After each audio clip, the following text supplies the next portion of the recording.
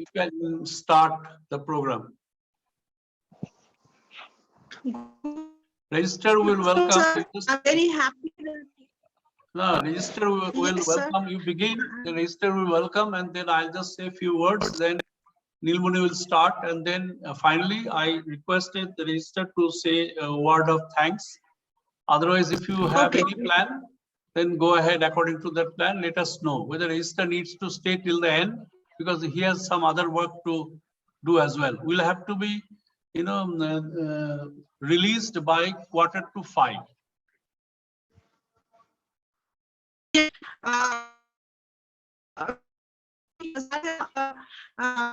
Register to say a few session continues till late. Am I audible? এখন শোনা যাচ্ছে আমাকে? হ্যাঁ শোনা যাচ্ছে, বলো বলো। Am I audible? আচ্ছা স্যার বলছিলাম যে আমি রেজিস্ট্রার মশাইয়ের সঙ্গে কথা বলেছি। I mean what I said is that once I'll just say a few words, 2 words, then sir I'll ask you to say a few words and then registrar মশাই also, and Shubhashree first will introduce our speaker and then Neelmani can talk. আমাদের বেদ গান হচ্ছে না? না sir এখানে তো হয় না। হয় না? আচ্ছা গুড, ঠিক আছে শুরু করো। Okay. Thank you, sir. I'm very happy today to welcome you all. I'm particularly happy that, sir, you've been able to find a little bit of time in your busy schedule. I know how busy you are. And I'm also very happy that our registrar has been, Colonel Agarwal has been, Lieutenant Colonel Agarwal has been able to join. So we all welcome you all. So may I request you, sir, to say a few words first. It's a great honor to be able to start the ball rolling for 2 reasons.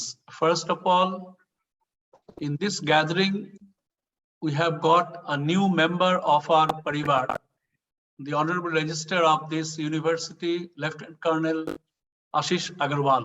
Ashish, thoda namaste kar do sabko. Thank you, sir. Namaste. Namaste. So that's one, and this is Ashish, I think 4th or 5th day, and you'll be happy to know within this short period, Ashish is trying his level best to become part of Visva-Bharati ethos and cultural moorings, and I can certify that the way Ashish is moving, Ashish will soon become a typical Visva-Bharati person in course of time. I have no doubt about it, but I don't want him to become either Ashramik or Rabindrik or Praktani. I want him to be a Visva-Bharati lover. So thank you, Ashish, for being with us. And this is one of the academic programs which we have been holding regularly. And credit goes to our colleague, Professor Bipasha Raha, a professor of history, and she is well acclaimed in her field. And she's the one who is the kind of source or inspiration behind this program. And I'm told that this is the 10th lecture, right? This year, right, Bipasha? This is the 10th lecture. And, this is something which is I think which requires to be appreciated, because this is a platform from which our colleagues get a chance to say their what is called work in progress, and also in case they want to explore a new area of research, they are welcome to present under this platform. And I'm very happy. I'm sure all of my colleagues who are attending this, I see only 56. It should be, I think, more than 100, I guess. So Neelmani, you don't have much popularity in the university, I guess, because I saw many speakers who drew more listeners than you. It's now 58. So I hope in course of time, it will go up, and I don't see many of your colleagues from the department. That's also something to be taken note of. But anyway, this platform is very useful for all of us because we get a chance to know what our young colleagues, our colleagues are doing. So this is an occasion where we interact with our colleagues intellectually. And we also hold, Ashish, this for information, university lecture series. There we get people from all over the world. And primarily, so far we have got people who are really academically widely acclaimed. And January, February, we haven't had the list yet, but it will be announced soon. I'm just in negotiation with some of the speakers out of India. So let's see, once I get the confirmation from them, I'll announce them. So this is one reason. And secondly, I must appreciate Neelmani, because Neelmani is going to talk about on a topic which is very relevant today. Impact of COVID-19. Probably now he has to add Omicron as well on Indian economy. So this is, we have been experiencing, but probably for the first time among our academicians, among our colleagues, Neelmani has been able to write it down and has agreed to share his own understanding of this kind of theme with us. So I really compliment Neelmani for having taken this kind of initiative, because I'm sure everybody is experiencing the impact of COVID-19 one way or the other, but we have not been able to articulate our thoughts in black and white. So from that point of view, Neelmani, you deserve to be appreciated, not by me only, not by the registrar only, but by all our colleagues. So thank you very much, Neelmani, and we are looking forward to your views. And I'm sure with the permission of the chair, Professor Bipasha Raha, we'll have very interesting discussion, because this is something which is very close to our heart. And we have been experiencing this, the positive and the negative impact of COVID-19 every day. So that way, I'm sure there will be many questions, and I'm sure I'll request, I'm sure the Department of Social Work must have involved the students, because students need to know. I mean, the teachers, yes, but at the same time, I think, this sort of lecture, the students should also be asked to join in large numbers. And I'm sure social work department, I see many social work colleagues, not all of them though, must have informed their students to come and join this kind of discussion.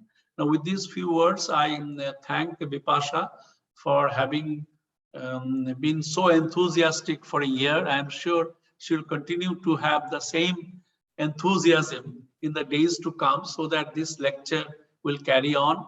And I must thank Neelmani for having taken up this interesting topic, and I'm looking forward to listening to you. And I also thank Ashish for having joined us, and best of luck, and we'll wait to hear Neelmani.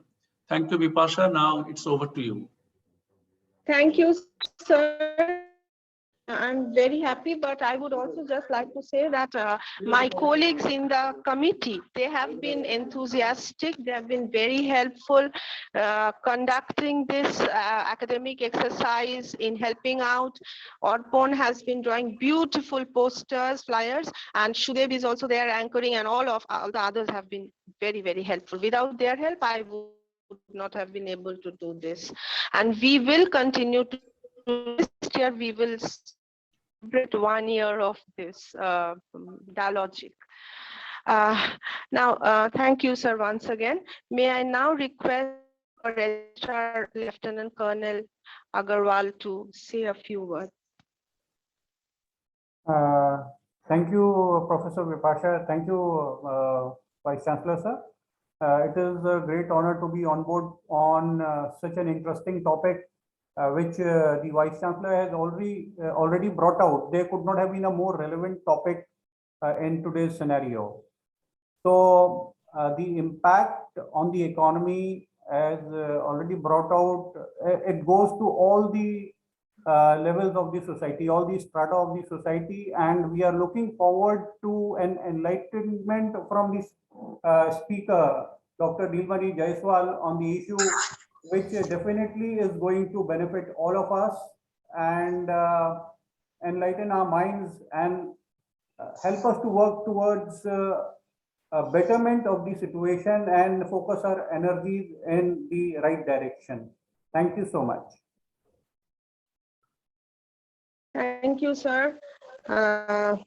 This dialogic has really been very, very helpful for us, the Visva-Bharati community. We have been able to become acquainted with one another's work, particularly our young scholars. And I must also say this is all because of our Honorable Vice Chancellor, sir, that we have. This was his idea, and it has been really, really very good and appreciated all over.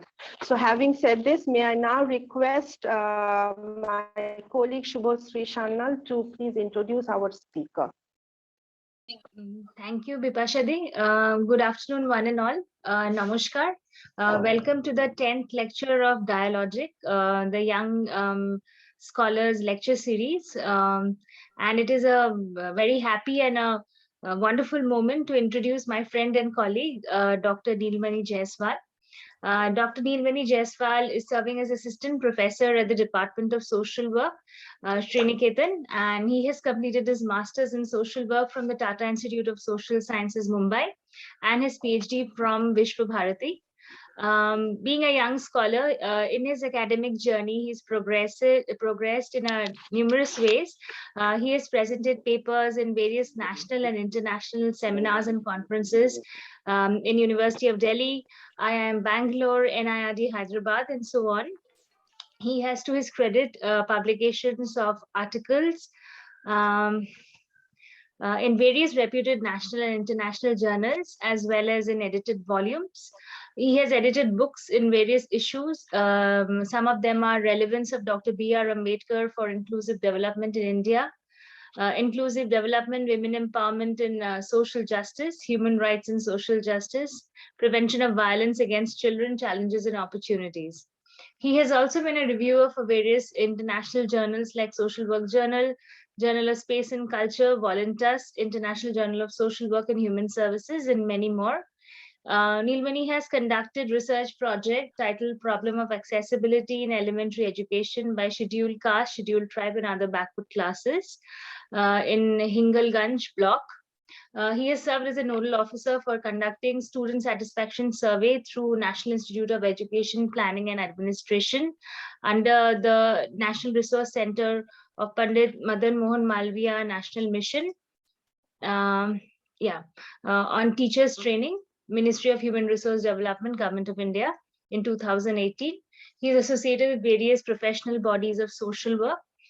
He's a wonderful colleague and friend, and I welcome Neelmani to share his deliberations with the entire house. Thank you. Thank you, Shubhasree, for a very lucid introduction of mine. It is my deep privilege to express my heartfelt gratitude to our Honorable Vice Chancellor, Professor Vidut Chakravarti sir, who has also been my mentor in Delhi University. I also like to express my gratitude to our Honorable Registrar, Sri Ashush Agarwal sir. My also sincere gratitude is extended to Professor Sudev Pratim Basu sir, Professor Bipasha Raha ma'am, Dr. Nimai Chand Saha, Dr. Kaushik Ghosh, Dr. Ajay Kumar Sharma, and also Dr. Shubhasree Sannal and the entire team. Without their efforts, this Young Scholars Lecture Series would not have been possible. Definitely, this Young Scholars Lecture Series giving opportunity to the scholars in our university to disseminate our findings, disseminate our ideas all across the country, all across the platform where we can showcase our own research finding. As sir highlighted regarding the relevance of this topic, so I will not go much into that. This entire period which we are going through is definitely very problematic and very devastating. I will call this entire COVID-19 as not a health problem, but also as an economic earthquake, because it has jolted the entire economy, not only one sector, but across the globe, all the sectors have not been left untouched by this COVID-19. So definitely it is very pertinent for us to understand that which are the sectors which have been affected very majorly, and which are the sectors which have also been affected, but somehow they are able to recover from that. So I would like to begin my presentation here on this topic. The COVID-19, as we see, it's a problem which has been affecting the entire globe, and especially our Indian economy at a very large scale. It has affected in a greater term, like we can see that the entire economy has been locked down, because this word called lockdown was very new for us. We had never been very much acquainted with the term called lockdown, because previously in 1918 also we have Spanish flu, which had affected the entire economy, but we didn't have to suffer this kind of problem of lockdown. And as we know, by the word lockdown is very much devastating, that it has been locked in the entire sectors within our own periphery. So the subsequent lockdown due to this COVID-19 has brought a lot of instability in the cycle of demand and supply, because definitely economy is fundamentally based on demand and supply. So when a demand and supply are completely stopped, so it is going to have a devastating impact on the entire globe. So this corona outbreak has caused losses to the tune of nearly 30.3 lakh crore to our national economy.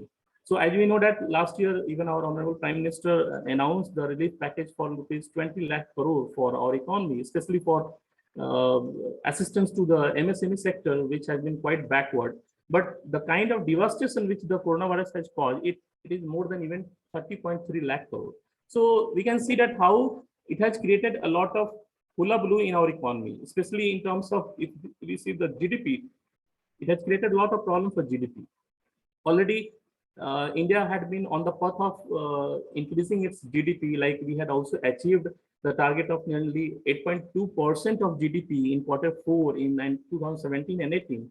But later on, this entire increase in GDP got into the negative trajectory.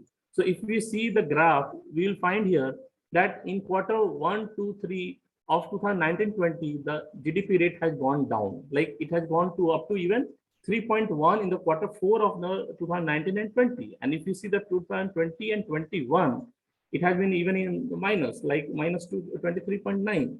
So we can find that GDP, which is called one of the indicators of the growth of economy for any country, India has suffered a lot. Although globally also many of the countries have suffered, but India, as we have a developing trajectory, and we had also set the targets of nearly increasing our economic growth to up to $5 trillion. So this accidental appearance of this entire COVID-19 created a lot of problem in terms of GDP. So it went into complete negative manner, and there are different sectors which got affected very worstly from there. Like sectors, we can see that the sectors of services, the sectors of industry have got a lot of jolt. Although agriculture also got affected, but due to the agricultural continuity, the continuity in the agricultural production, it could not go much down into that. But especially in case of services sector and industry, we have seen the minus 38.1% for services in that affair from April to June, which has again gone down in July to September, nearly 11.4%. And then in October to December 2020, we have seen even 1%. So we can see that what a kind of devastating effect the coronavirus brought on all these three pillars of our economy. Because India, although had been agricultural economy, but in modern period, in the globalization period, we cannot be completely dependent upon only agriculture. We also need to focus on services sector, which is a flourishing sectors in our economy. But due to this COVID-19, this sector has been hugely devastated during this point of time. So there were shocks of entire pandemic. As I told that this COVID-19 was an earthquake. So definitely it shocks, it tremors were felt not only on the demand side, but also on supply side. In terms of demand side, we can see that definitely there was a reduction of demand in terms of various commodities because of the reduced consumption.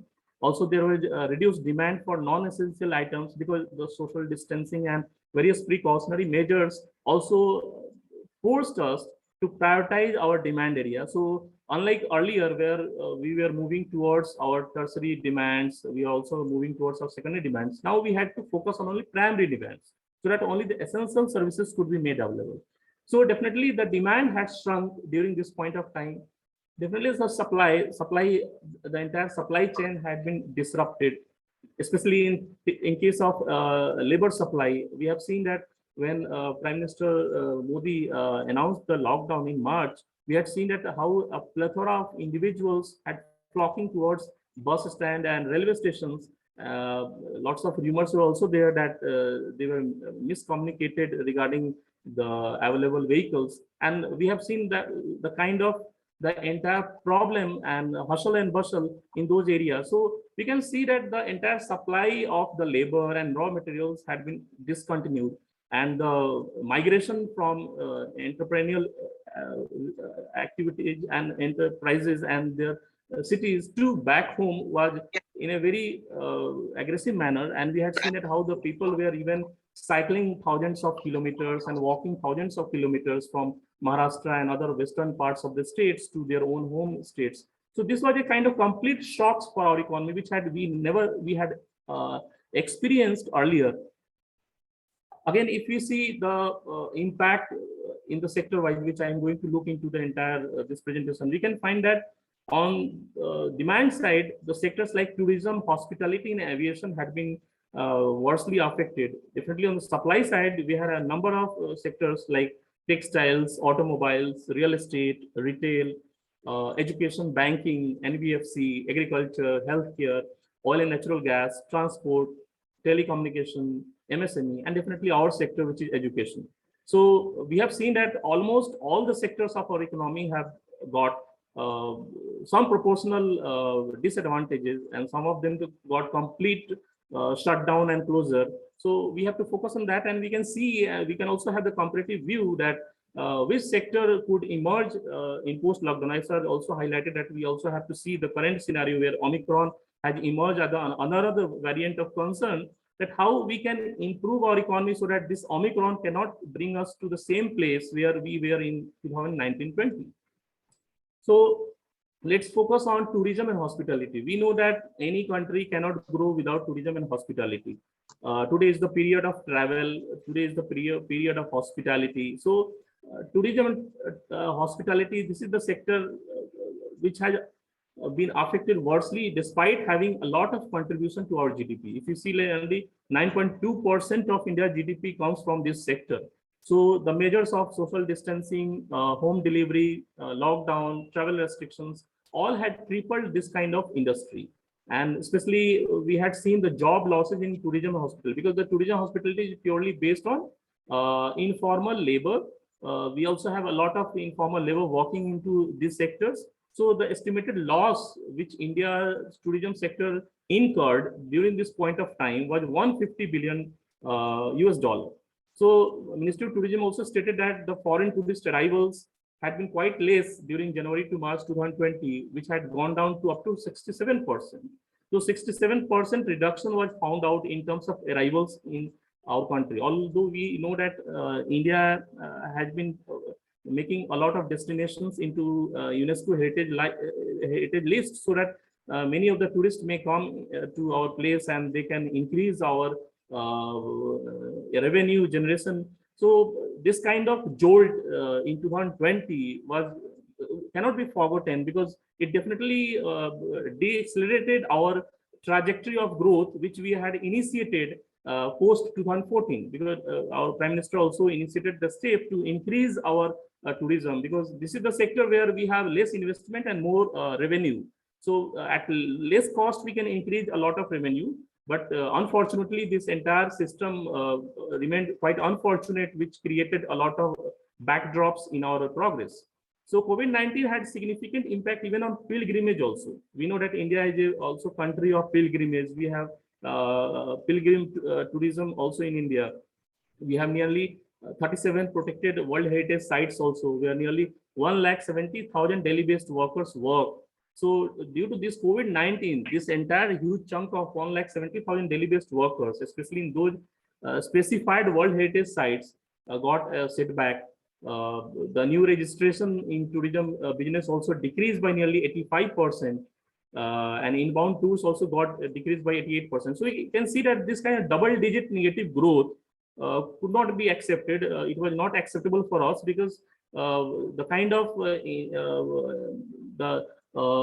motivation and the kind of encouragement we have got from the government and also from international agency, it got completely huge jolt during this period of time. So this was very unacceptable for us. If we see the entire statistics of the temples, pilgrimage visits by the tourists, we find that per day before COVID-19 period, we had more than 50,000 tourist arrivals per day in those temples. Especially in case of Golden Temple, we have seen that per day tourist arrivals have been estimated to 1 lakh. But if you see the COVID-19 period, when the lockdown was initiated, we have seen the visitors and their visits to those places to less than even 10,000 and 5,000. So we can see that how from 1 lakh to nearly 5,000, the footfalls of the tourists were witnessed in those temples. So this was definitely a kind of a huge jolt to even for the believers of faith and for the pilgrims who are not coming for any entertainment purpose, but for even for their worshipping and for some spiritual purpose. So this kind of things were never acceptable for us. Again, another sector which we all know, that aviation sector in India has always been very much loss laden, because Indian aviation sector has already undergone a lot of losses after the closure of Jet Airways and closure of Kingfisher Airlines, and also the loss making Air India earlier, because the aviation sector in our economy was not able to grasp the profit trajectory. So again, the COVID-19 created a double impact on that. The 2-month lockdown initially from March to May was very much problematic for this kind of already loss-making airline sector. This hit a nearly loss of nearly 9 to 12 million US dollar per day during the lockdown period. So it expected nearly 30,60,000 million losses to the aviation and subordinate sectors. So we can see that this kind of situation where already some of the sectors of economy, because in India all the sectors are not very robust. Some of the sectors like aviation always have been facing the challenges because of our poor economy and non-affordability of the major chunk of population to this sector. So the arrival of COVID was another added problem for that.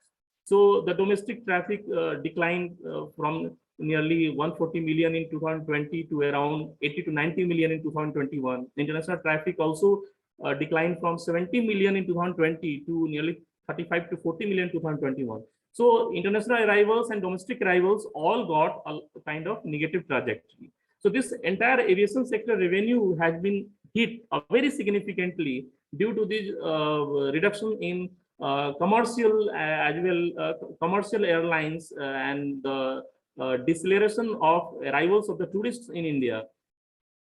According to the Airport Authority of India, there was found nearly 92% fall in the revenue, which was nearly 2,973 crore during April to June 2019, which came to nearly 2,239 crore. So it was like hundreds of crore down in 2020. Even if you see the predictions, we will find that there was found a prediction of worldwide reduction of 2 billion passengers at the global level in 2020 and more than 4.6 billion passengers for the complete 2020 years. So this kind of reduction in terms of arrivals hampered the job prospects in this airlines industry. As I already told that Air India and Jet Airways and Kingfisher Airlines already had such kind of problem, and they had to close down, and Air India had to suffer a lot of support from the government, like liquidification of their area, because our finance minister had to assign a lot of money for the recapitalization of this sector. So we had seen that there was a huge termination of contracts and layoffs in these sectors, because there is no other way around, because the entire tourism and the entire footfall and the travel had gone down. So definitely aviation cannot survive. So this kind of sector, which was having a completely dependence upon the arrivals of the people, had to suffer a lot due to this COVID-19.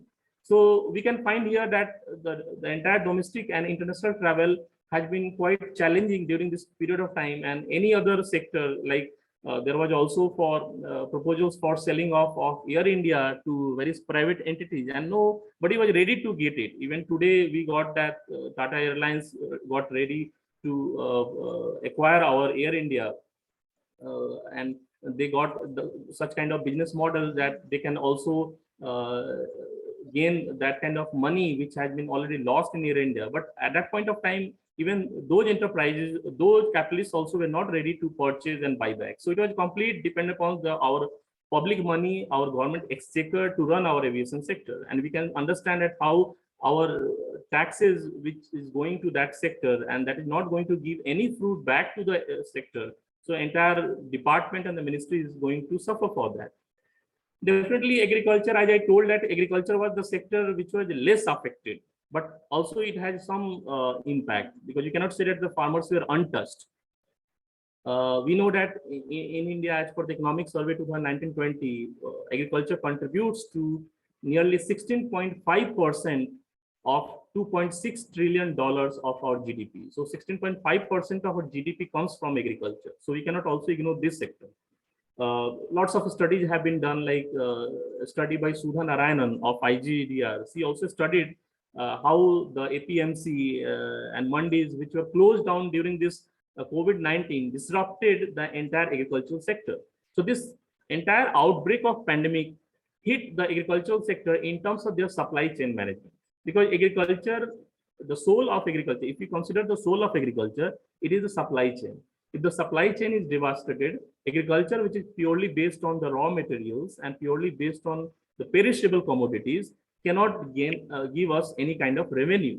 So the entire supply chain got devastated. The informal labor, the agricultural laborers who were there in the agriculture, who also started going back to their home country, home states and home districts, leaving their working districts and working states. So this kind of disequilibrium in terms of supply of labor and disequilibrium in terms of uninterrupted supply chain created a lot of disturbance in the productivity and also its sale into the market. Again, agriculture is also not only food grains, agriculture is also the poultry sector, fisheries and other horticulture. So those sectors also not untouched. It resulted in the decline in the production of dairy sectors by nearly 6% at the all India level within 1 month of the lockdown. Means from March to April 2020, we had seen the 6% decline in terms of production of the dairy.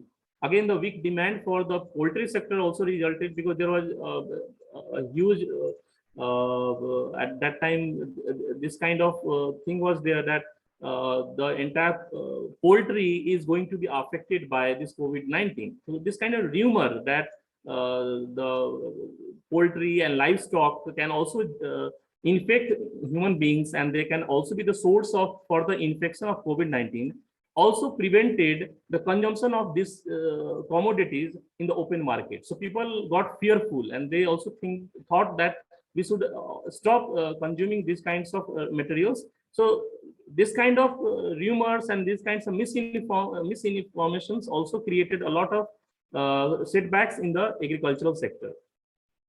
Now, if you see in terms of the milk, like daily sale of milk by Amul Dairy, which is one of the largest dairy cooperatives, it declined by 30% in India. In case of meat, the number of mandis and their reporting arrivals also fell from 746 in the week ending March 22, 2020 to just 235 in the week ending March 29, 2020. So within a gap of 6 days, we had seen that the arrivals of these commodities in mandis also got down. The prices also below the MSP were there in this lockdown period. The prices of mustard during the period of lockdown were nearly 3,700 to 4,000, which came down to even less than that. And this kind of reduction in the prices of the MSP also devastated the pockets of the farmers, because already we know that Indian farmers have always been suffering from the problem of MSP, and small farmers are not able to get a proper MSP. So this kind of footfall in MSP due to this COVID was another jolt to their pocket.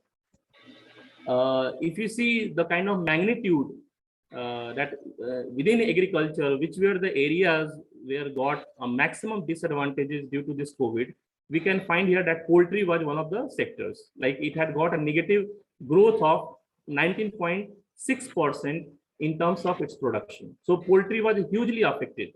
After that, we had seen the fisheries. We know that in Eastern India, we have fisheries as one of the important sectors of economy. So here we had seen a kind of negative growth of 13.6% in fisheries.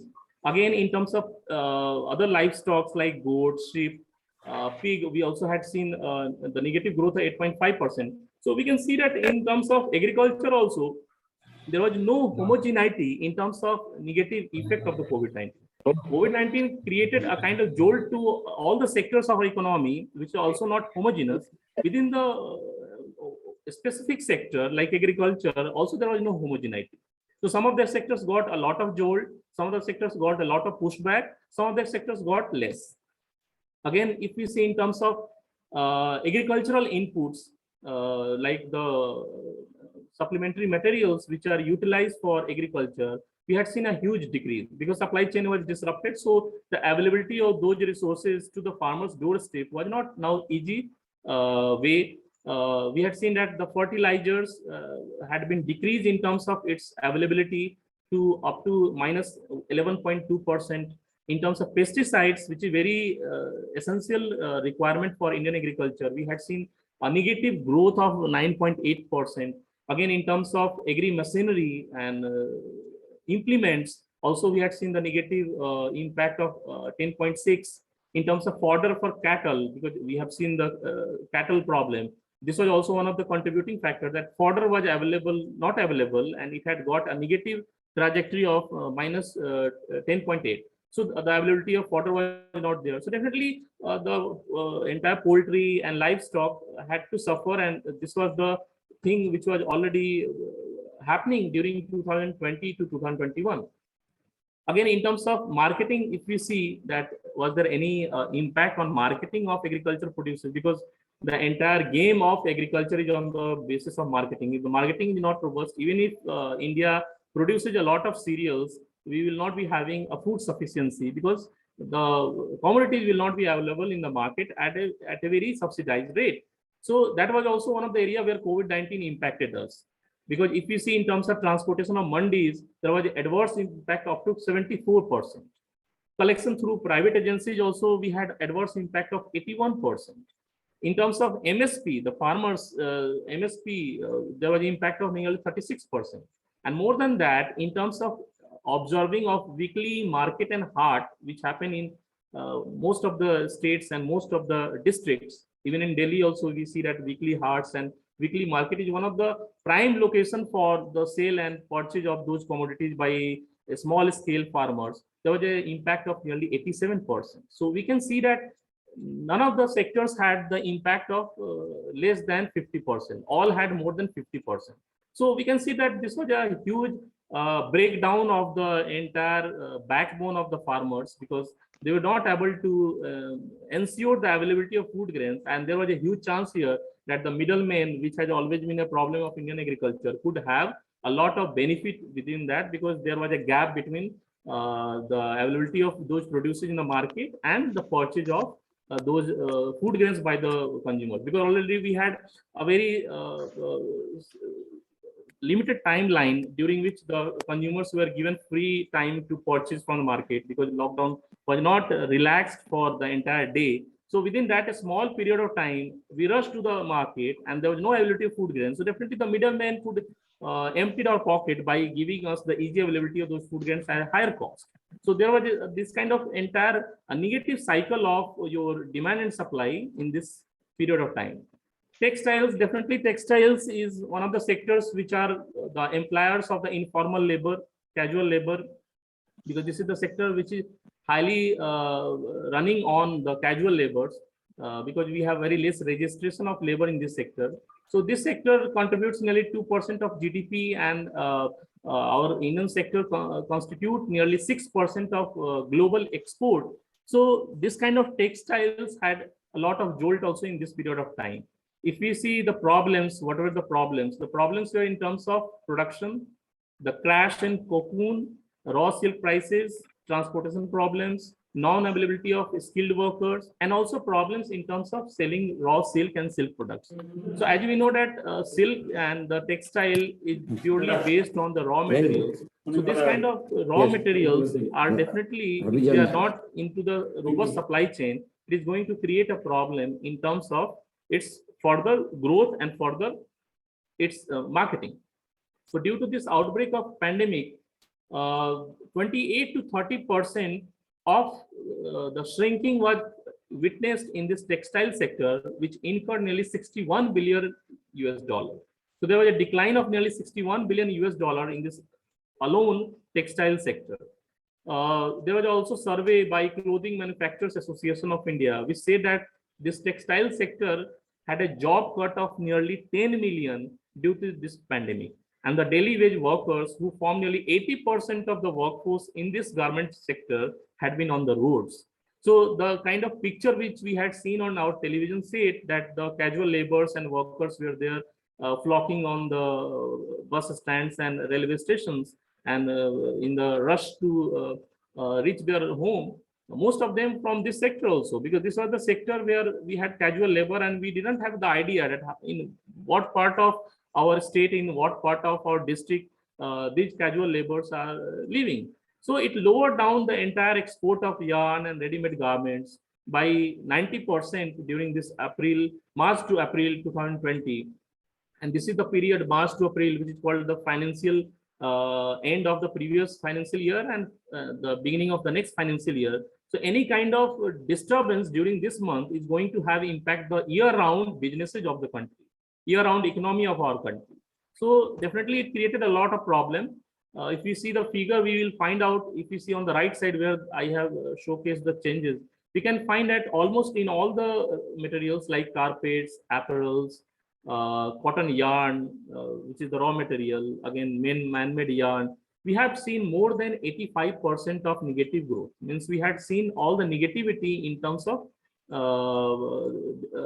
these kinds of exports of the materials as compared to April 2019 in 2020 April. So the export of these materials in April 2020 had a reduction of more than 80% across all these raw materials, which was really a very worrisome for us.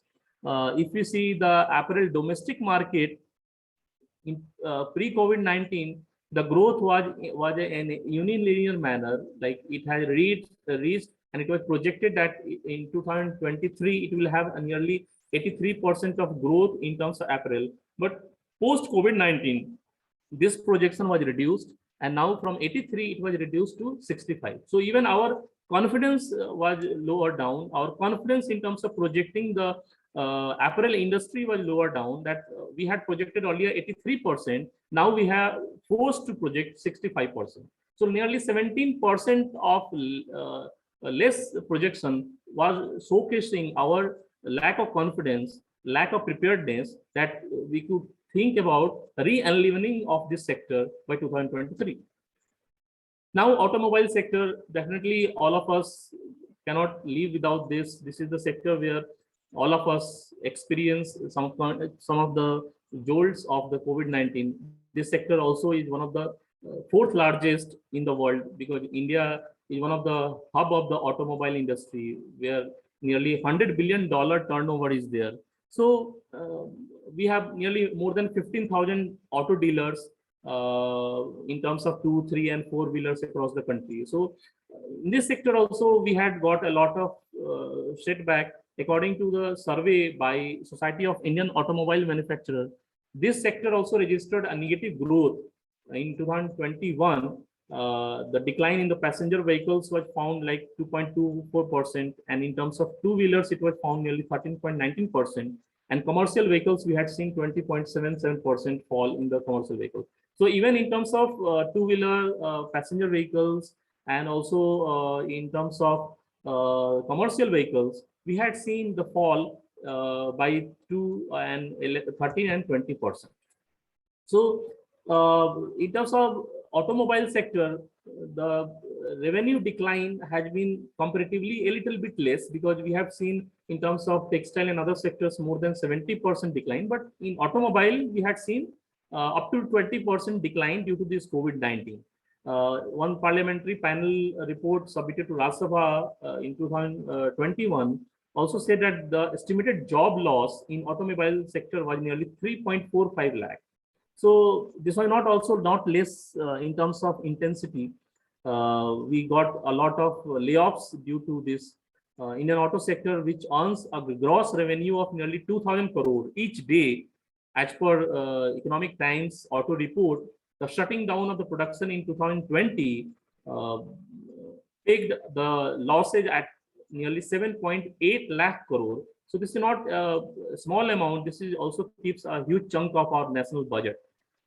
We see that various companies like Kia Motors, Hyundai, Toyota, others had shut down their plants indefinitely, and they also had to lay off a lot of human labor. So as we know that automobiles are definitely based on our ready revenue generation scale. So if the revenue generation is down, definitely the production is going to be down, because they cannot create the production at a such a kind of unspecific trajectory where we cannot recover our cost, because it also a cost-laden industry. So due to that, the both export and import were down at that point of time by 11.4% and 3.2%. If we see the kind of automobiles produced, also we can find that in both the sectors, automobiles produced and automobiles sold, in financial year 2020, we had a decline of more than 20%. So this was a huge chunk in terms of our setback. Another sector which I am very interested in this COVID-19 review, that is the MSME sector. As I named the sector of textiles, so definitely MSME we cannot forget. MSME, which is micro, small and medium enterprises, are one of the backbone of Indian economy, because our 95% of labor force, which is in informal sector, is somewhere housed in MSMEs. So MSME is the house for them. We cannot ignore this sector. So here also we have seen a kind of downfall. There was a survey of nearly 5,000 MSME in 2020 by All India Manufacturers Organization, and they found out that nearly 71% of MSME could not pay their workers' salary in the month of March 2020. So the salary of workers on MSME was at a stake during this closed down period. The employment figure declined to up to nearly 24.6 million. If we see the growth rate also, we can find that it was declined by nearly 8.3% during the lockdown period. So the entire labor force, the entire workforce, which was running very high in this MSME before COVID-19 period, because this MSME had housed nearly 95% of our labor force, it got to complete standstill in 2020. And due to cash crunch, a large number of MSME faced a severe slowdown in the businesses.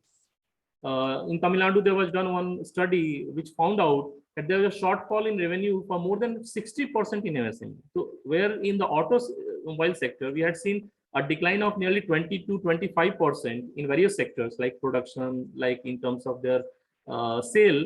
We have seen in MSME nearly 60% decline. So definitely it is not a thing to rejoice, or not a thing to even not to bother about.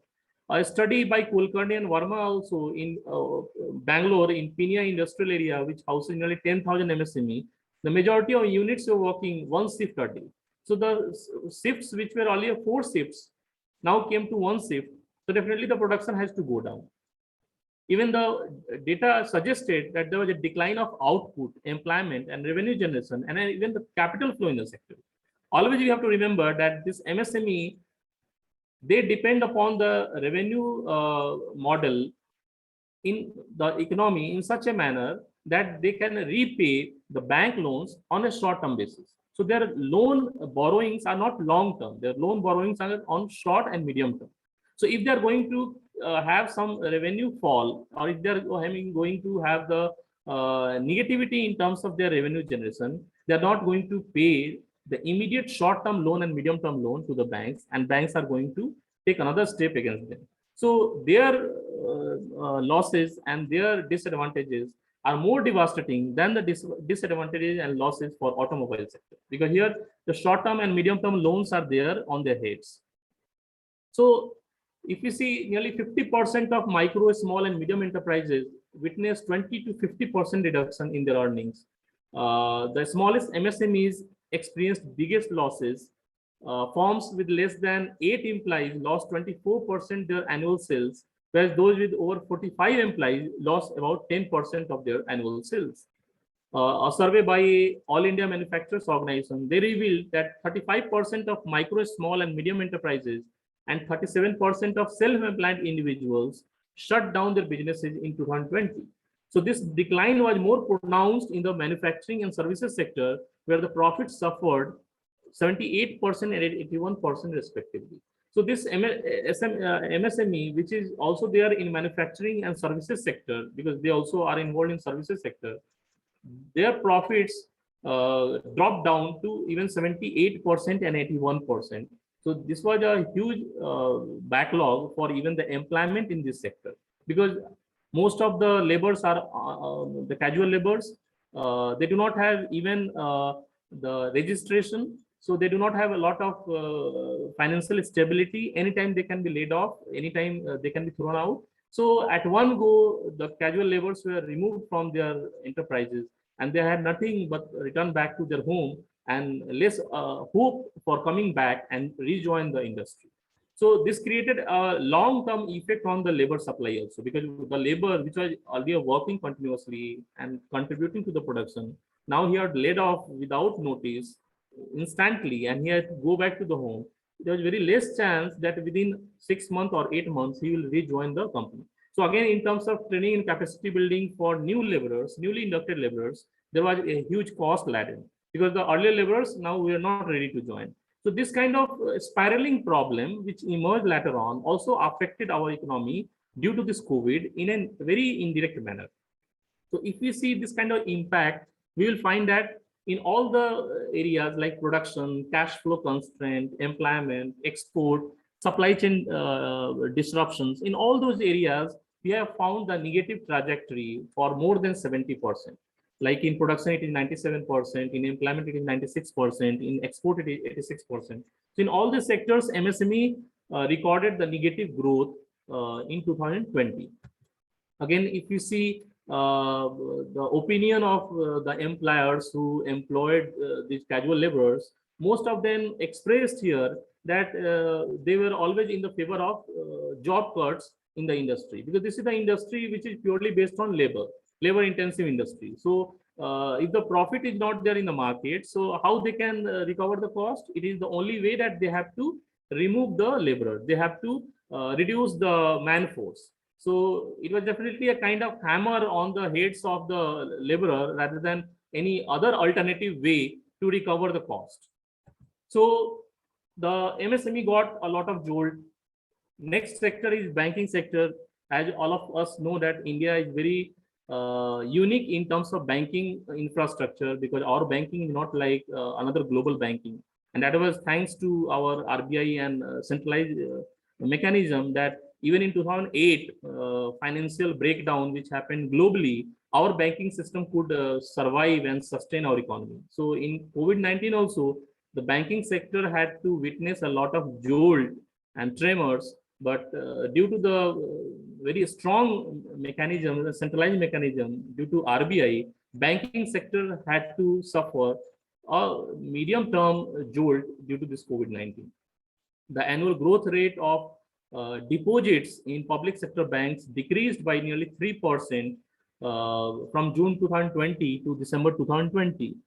Banks in our country witnessed a spike in their non-performing assets also by 1.9% and credit cost ratio by 130 basis point in 2020. Definitely, whenever we study banks, the word which comes in our mind as a layman person is the non-performing assets. Non-performing assets have always been the perennial problem of banking sector across the globe. But in India, we have seen that the continuous leverages in the policy and flexibility in terms of credit availability, the non-performing assets have been one of the concurrent problem in our banking sector. And the COVID-19 definitely intensified this kind of problem, because the genuine customers, the genuine borrowers also were not able to repay. Forget about those borrowers who were already the defaulters, willful defaulters. Even the genuine borrowers also were not able to repay. So we had seen nearly the spike in NPAs during this period of time by nearly 1.9%, which was also a worrisome issue. Coronavirus left several banks also struggling to hang on to deposits, because what happened, many people started withdrawing their cash deposits from the banks because of the lockdown and the unemployment, because they had no money to survive, especially for casual laborers who were completely trapped into the cities without the job. So for their daily consumption, they had to depend upon only their savings into the banks. So the savings withdrawal also started from the banks, which created additional impact on the cash and liquidity availability into the banks. There is a report by Credit Suisse Group in 2020. Credit Suisse Group reported that nearly 25 to 45% of vulnerability was found out in the loan book during this lockdown period. The liquidity conditions of small private banks forced them to reduce the lending. So as they had no money, because most of the deposits had been withdrawn, so they were also not in a position to give the loans. So this was a kind of a spiraling problem. On one hand, people were withdrawing the money. On the other hand, the banks were not ready or not even eligible to provide the loan to those people. So the money started completely spent away in the consumption and not in a productive work. So even if a genuine customer who wanted to start any enterprise was not eligible for the loan, because the banks were not having any liquidity of money to give the loan. Even SBI, which is called one of the largest lender, they also had incurred nearly $1.35 billion of the reduction in terms of the loans, and nearly 1.7% of those loans we are on the probability of getting bad. So the bad loans, the non-performing assets also increased by 1.7% in SBI-like banks. So we can expect that how the cooperative banks, regional rural banks, and other smaller commercial banks we are suffering from. If we see the study by S&P Global Ratings, we will find that nearly 300 billion spike $300 billion US dollar spike was found in the lender's credit cost, and $600 billion increase in the NPA in 2020 due to the adverse impact of coronavirus. So the consequent problem of NPA and liquidity crunch started, and we can see the situation of Yes Bank and others, that how they were on the verge of bankruptcy. So government had to also think of insolvency and bankruptcy code, IBC, route to ensure that those of the banks which were having the bad loans could not devastate our economy. Rather, they can be segregated another way, and the loan restructuring can happen, so that the bad loan restructuring will help in terms of reviving the sector. So RBI allowed moratorium. We also know that moratorium of 3 months was given to the various sectors, that up to 3 months their EMI is exempted. They do not have to feel the burden of repaying the EMIs for next 3 months. But what about after those 3 months? Definitely they have to repay, but the job prospect and probability of job was not certain. So this kind of moratorium not worked any fruitful strategy, although it gave to some extent the assistance to the borrowers, but in the long run they had to suffer. So if you see the comparative study of credit and deposit in the banks, we will find that in almost all the banks like PSB, private banks, mutual finance organizations, almost all the banks, we have seen a negative trajectory between this March 2020 to March 2021 in terms of credit and in terms of deposit, because deposit had been lesser, and due to the less deposit, the liquid consistency was not there. So that also affected the credit availability from the banks. Again, if we see the term deposits, the term deposits for short term was also very much high. If you see March 2021, nearly 9.2% term deposit was witnessed, whereas the current account and savings account growth in 2020, March 2020 was quite less.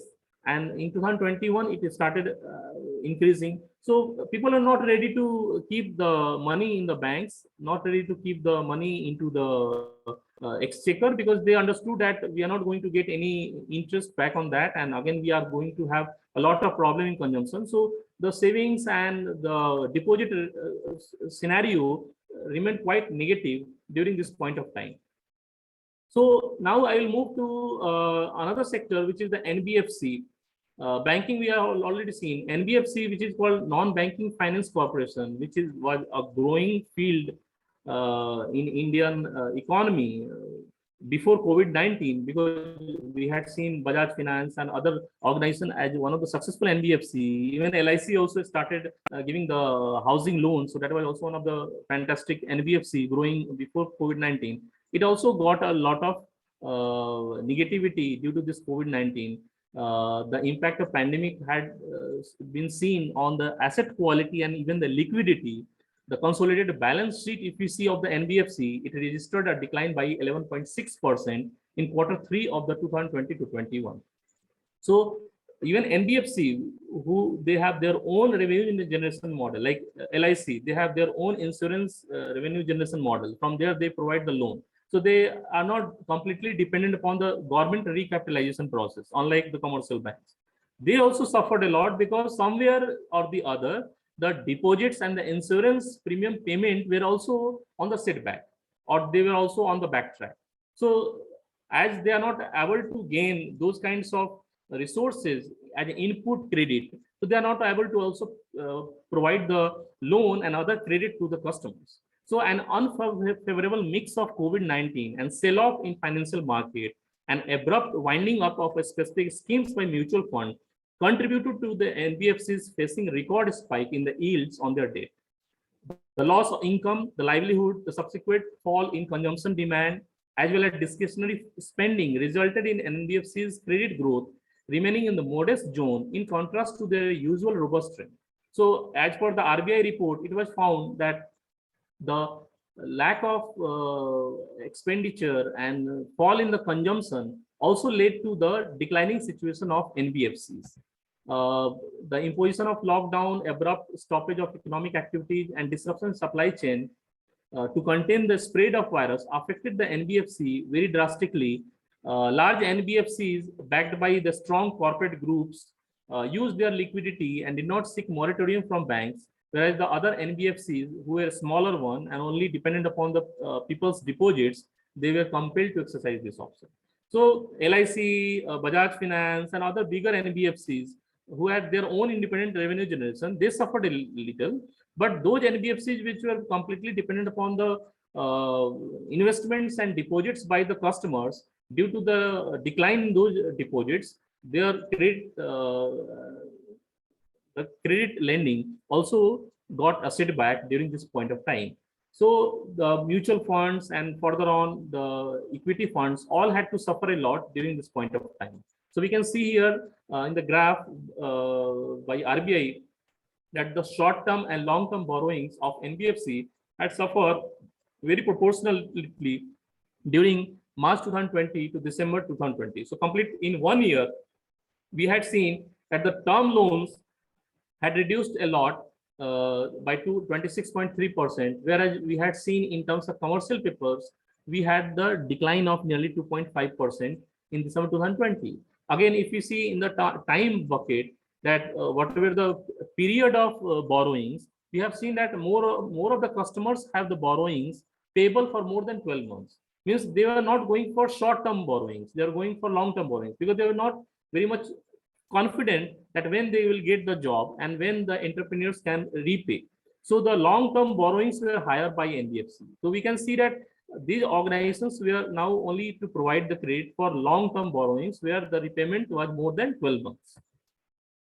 The profile, if we see the NBFC in terms of investment, we'll find that in 2020 March, they had a more investment in terms of the equity shares, and also the mutual funds, because these are the areas which are for long term. Nobody is going to withdraw money in short term. But in terms of commercial papers, in terms of debentures and bonds, they had very less incentives for that. So they had a very less margin into that aspect. But only in terms of equity shares and mutual funds, they had more participation, and their activities in these equity shares and mutual funds were quite into the positive trajectory from March 2020 to December 2020, because people thought that maybe after 5 years or maybe after 6 years, when the COVID-19 will not be there, this equity shares or mutual funds will give them profit.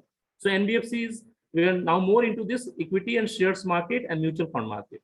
And we also see that we get a lot of advertisements every day from mutual fund and others that we have to keep for a certain point of time, even if the COVID is there, and it will give us the fruit. So this kind of incentivization and attractment policies by the NBFCs attracted the customers to certain satisfying limit in 2020.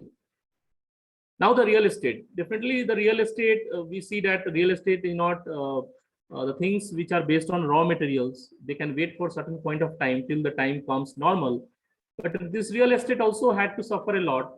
Although real estate contributes nearly 6% of GDP, which is huge, the new launches in real estate sector were fallen down by nearly 78% in April to June 2020. So the new orders for the property flats also got down. According to the report released by India Ratings and Research, it was found that COVID-19 pushed down the residential demand by nearly 25% as compared to 2019. So the demand in terms of new residences, flats also got down in 2021. The home buyers who were having the constant salary, who had lost their jobs, they confronted this misfortune of pay, and they had to also re-evaluate their buying choices. The stringent lockdown across major cities in India impacted the housing sales, as home registration was also suspended, and the housing demand declined by 43% in NCR region to nearly 4,465 units. So NCR region, which we see the booming sector before COVID-19 for home buyers, people even outside the country who were NRIs, who booked the flats in NCR regions, also they had to see the pitfall of nearly 43% due to this COVID-19. So this entire real estate sector had to suffer a lot, and due to the decreasing property valuations, it became harder for commercial investors to get the funding from the loan market, because definitely the banks are only source of lending, either for the property dealers or for the home buyers.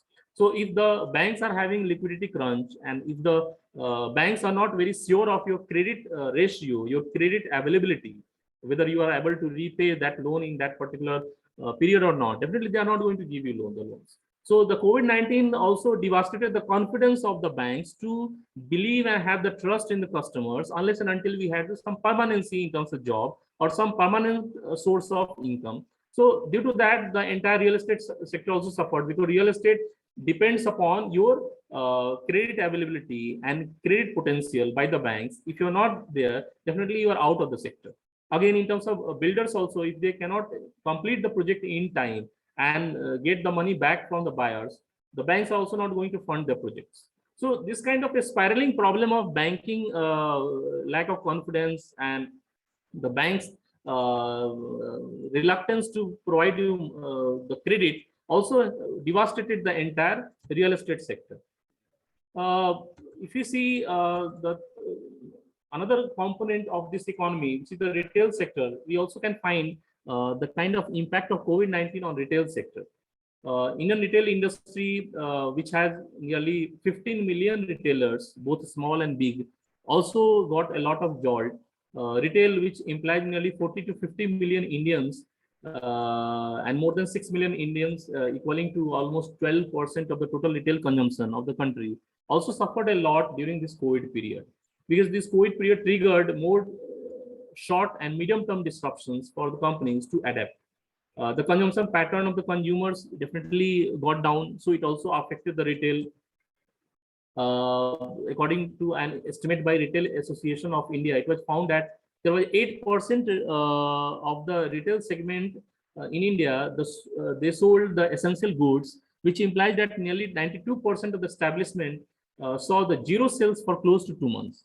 So during the lockdown period from March to June, there was a reduction of nearly 92% in terms of the sale of these retail commodities.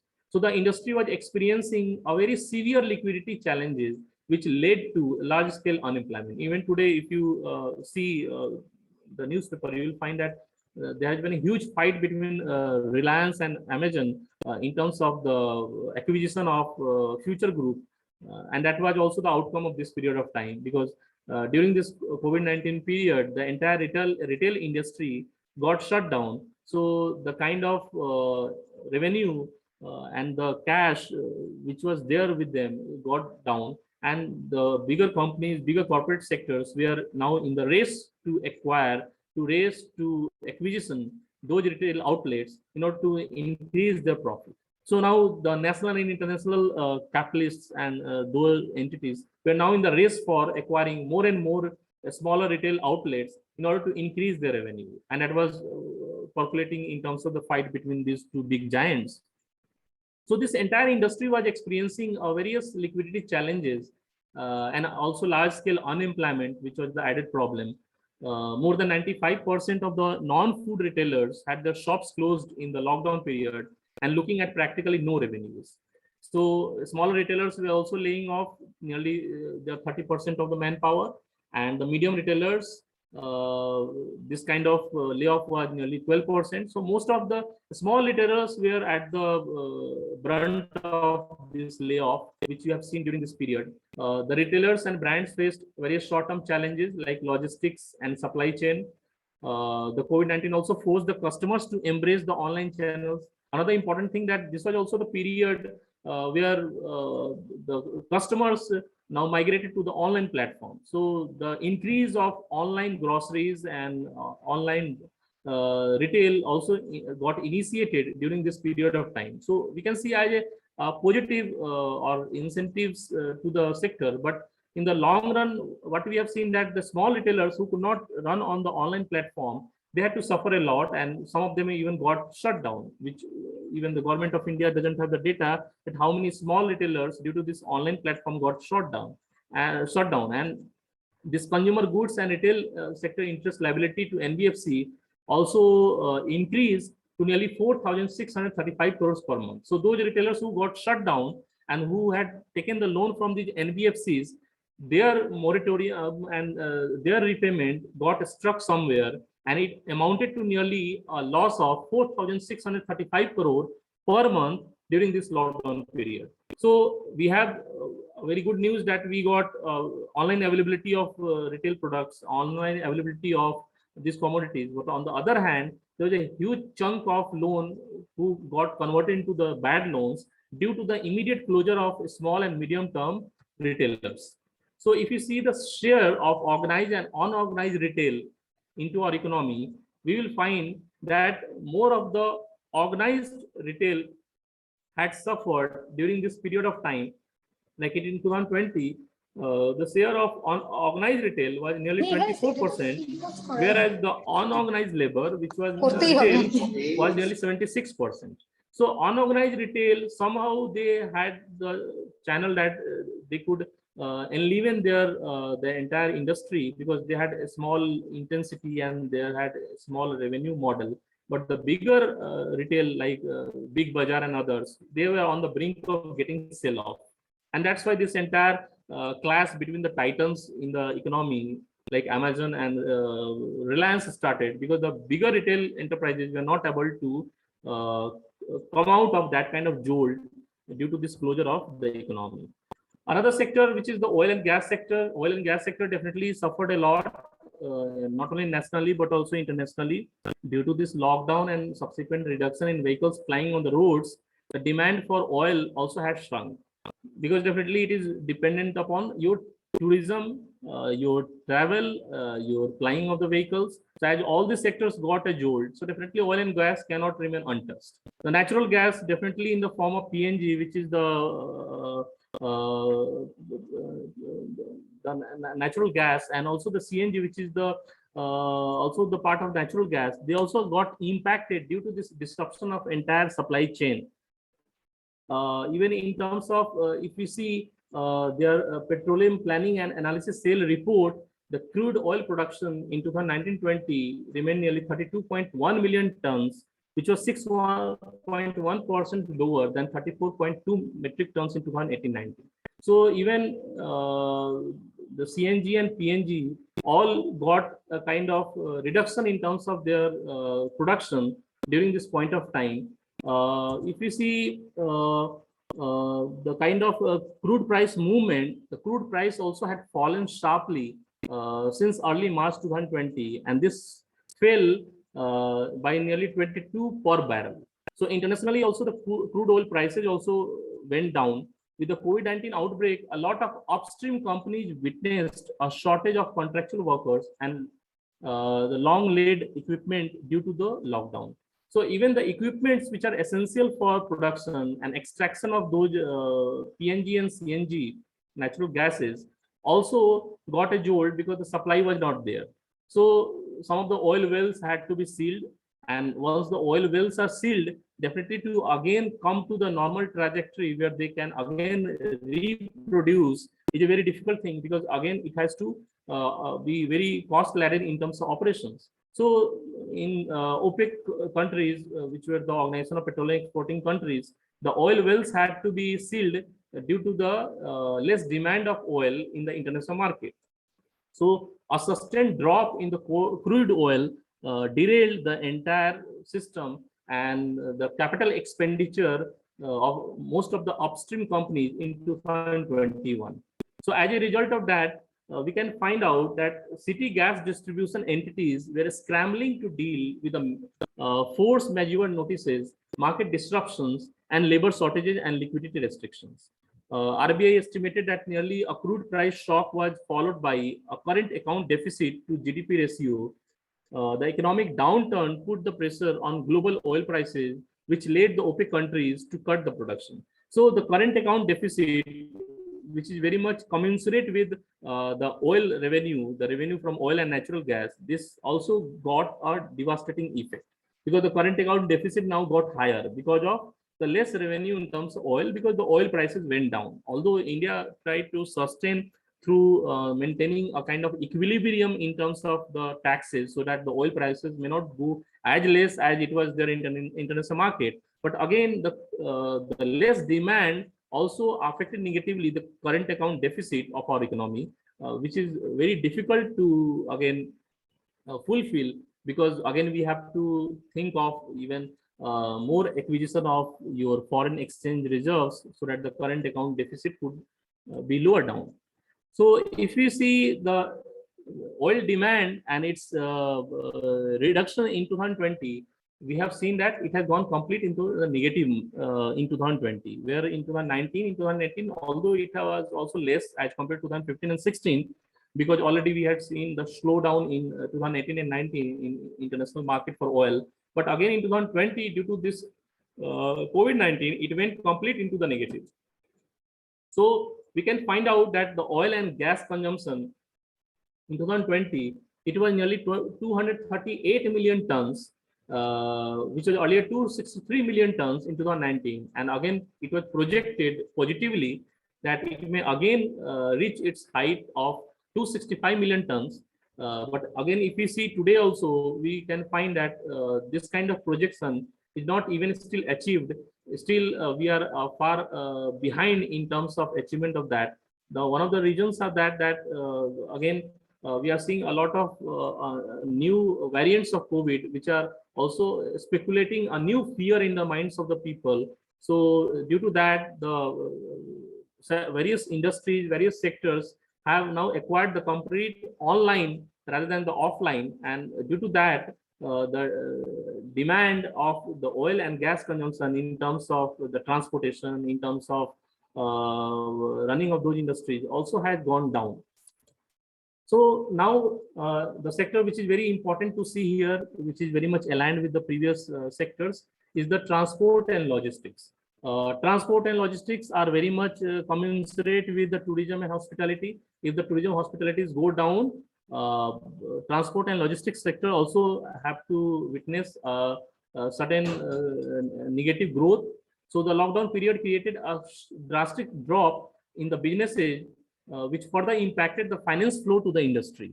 So during this lockdown period, we have seen that the majority of Indian transporters operated with a thin margin and erratic payment schedules.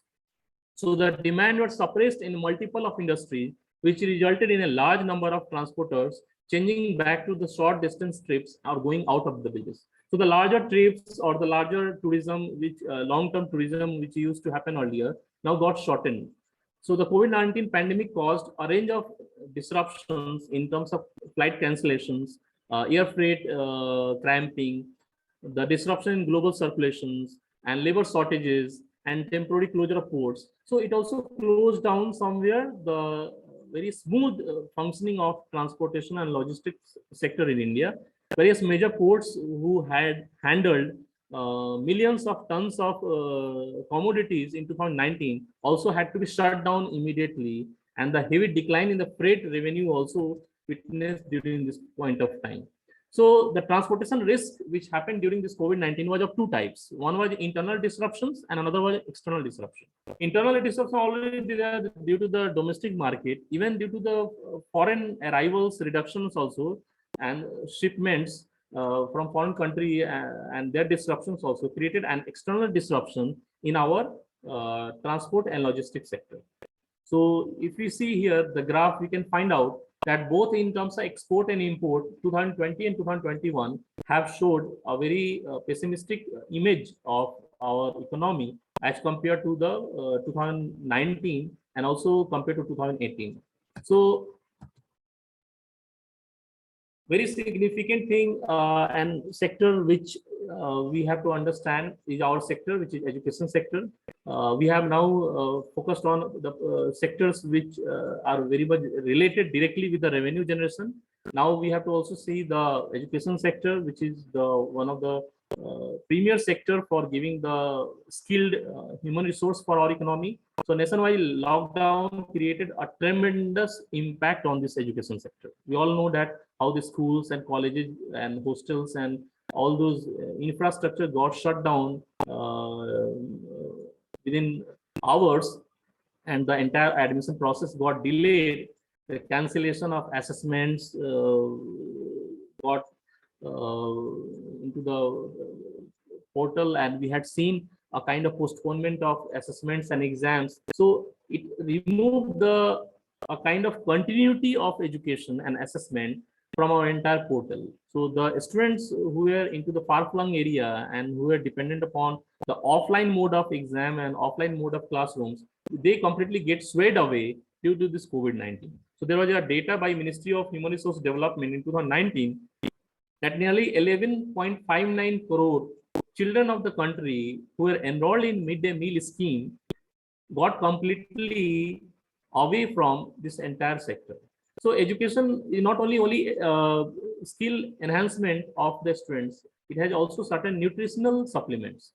Like in school education, we have the midday meal scheme, which provides a meal to the poor children who are dependent upon this kind of scheme to have 1 square meal at least a day.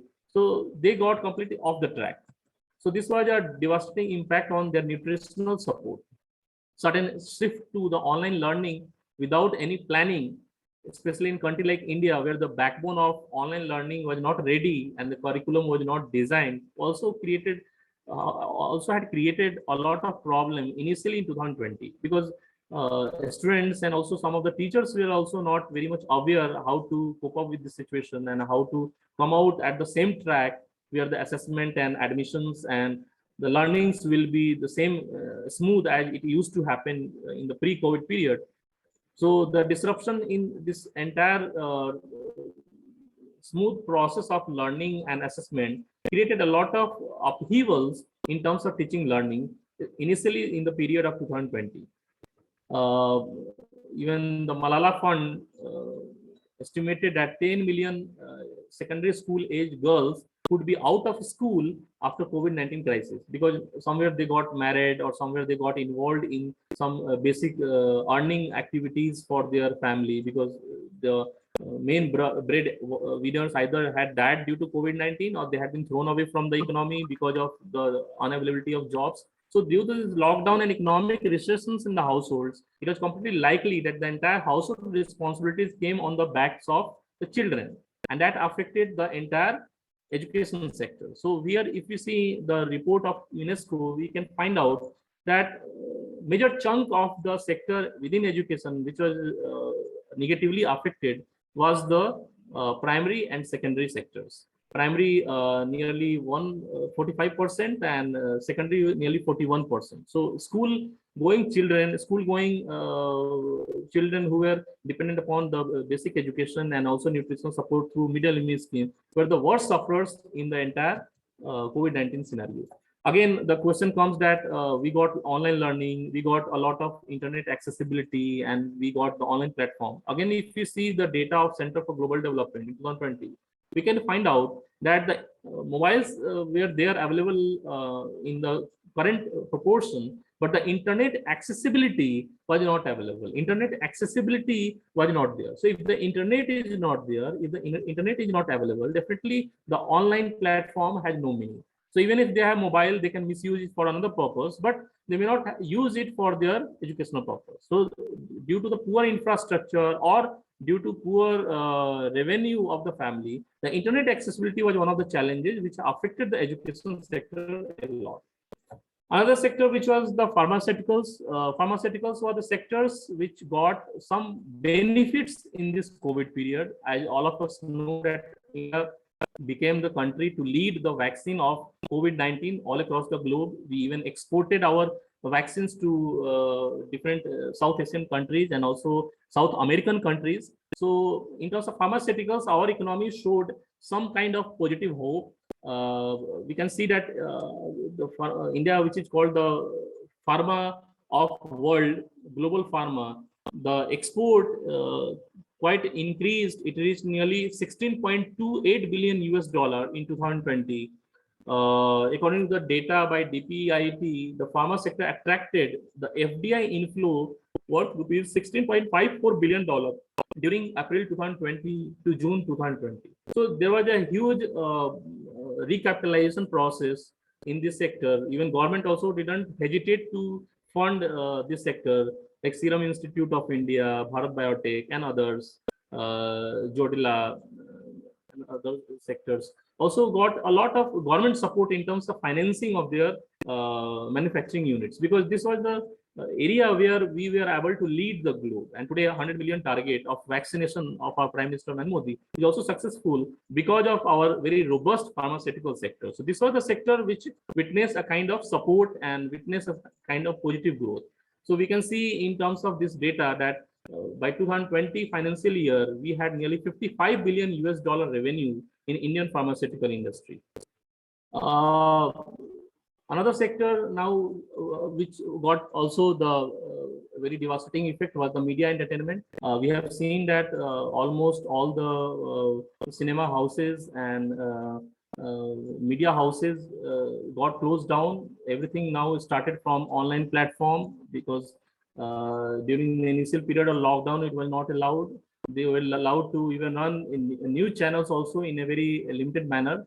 And the movies are completely shut down. Now it migrated from OTT platform over the top. So those kinds of migrations were very much sudden, and it didn't give a proper time. So what happened? The workers and the artists, the small artists, which were working in those media houses and working in the Bollywood industries, they were completely on the roads, because we are not talking about the bigger actors and actresses who have already the sustainability of their revenue, but we are talking about smaller artists who had even to commit suicide during this point of time. More than 100 companies of survey, it was found out that they had faced a revenue reduction of nearly 1 crore due to this lockdown. A lot of people even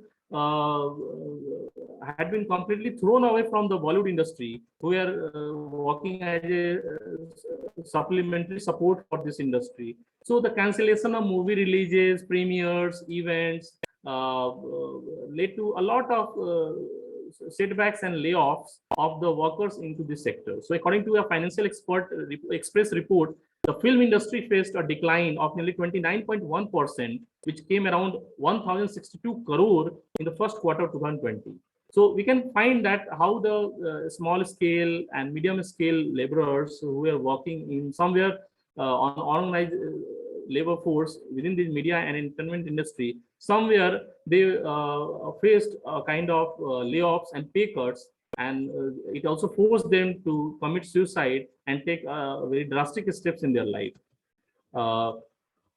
Telecommunication, definitely telecommunication also we cannot ignore.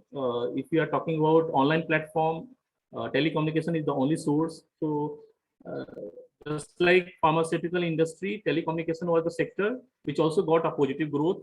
The countrywide lockdown due to the COVID-19 established the centrality of communications in maintaining the economic activity and alleviated its growth impact. So the overall traffic, if we find of the data circulation, it jumped by 10%. So today we can see that earlier people used to work on kbps. Now we are thinking of gbps, because we have more video streaming, we have more transfer of video data rather than audio data. So it requires a lot of speed, a lot of traffic. So telecommunication got a lot of support, and that's why we had to wait a lot for 3G. But now today we are thinking about even 5G. Not we are thinking about 4G, which is not now working on such a pace. We are thinking of 5G and 6G, so that we can have data connectivity in such a way that all the online problems, like the disruptions in circulation, disruptions in terms of streaming, could be reduced. So the entire dependency in post-COVID on the telecommunication also brought a fruit for this sector. That's why during the past 3 years, the 4G subscriber base of top 3 telcos increased by nearly 50.8% as compared to 2019. So we can see the subscriber base also getting increased in India. I will not take much time. Now I like to conclude here with this note that all these sectors which we had seen during this point of time, majority of the sectors we are having a problem because of the informal and casual labor, and because of short-term and medium-term loan, both on the front of credit, on the front of labor supply. But on the some of the sectors like pharmaceuticals, telecommunication, these were the sectors, even agriculture also, we had seen less impact, especially in case of pharmaceutical and telecommunication. We can see a more positive outlook, and due to that we as our nation are able to advance ourselves in terms of pharmaceutical and also in telecommunication, that even in terms of 5G and 6G, we are having competition with China, and Chinese companies like Huawei and others are in the race to how to acquire the contract in our telecommunication. So this is the kind of achievements of our Indian telecommunication sector, that even the global companies are ready to invest. We can see that the investment by Facebook in terms of Geo and their streaming, and the alignment of Facebook with Geo, this is also one of the remarkable achievements. So this kind of investment by international organizations in our indigenous companies and indigenous enterprises showcases that despite COVID-19, these sectors also achieved a lot of targets and had the potential to increase. So this COVID-19 has given a very unprecedented challenge. As I told, that this was an economic earthquake, so it jolted us profusely. Some of the sectors got breakdown. Some of the sectors got completely shocked, and they were not able to even recover today. But some of the sectors, due to the support of government, like if you see the retail, if you see the education, if you see the pharmaceutical, they are able to lead even our economy. So beyond the direct disruptions caused by travel and mobility restrictions, interruptions in normal business operations, and the contraction in demand, the breaks in supply chain connectivity also had been caused by measures introduced by the government to either mitigate the spread of pandemic or due to the fear of supply shortages. So with this hope that in future, even if Omicron comes or any other future pandemic comes, some of the sectors may have the confidence to showcase and run our economy and not to lay the labor force off the track, rather adjust somewhere into the line, is the only positive note which we can have at this juncture. And with this note, I would like to thank all our respected participants, our Vice Chancellor Sir, and all the team of this lecture series for giving me a very wonderful opportunity to showcase my research based on the secondary data before all of you. Thank you very much. Thank you, Dr. Jaysawal, Neelmani, for this very detailed and data-driven presentation. I'm sure there are a lot of questions. There are already a few questions on the chat box, but following protocol and because he was there right through the lecture, I can see that he's still there. Would Professor Bidyut Chakraborty, our Honorable Vice Chancellor, would you like to intervene, sir?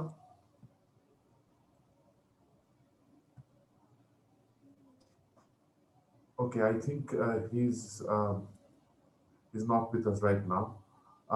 Would Lieutenant Colonel Agarwal like to respond to this?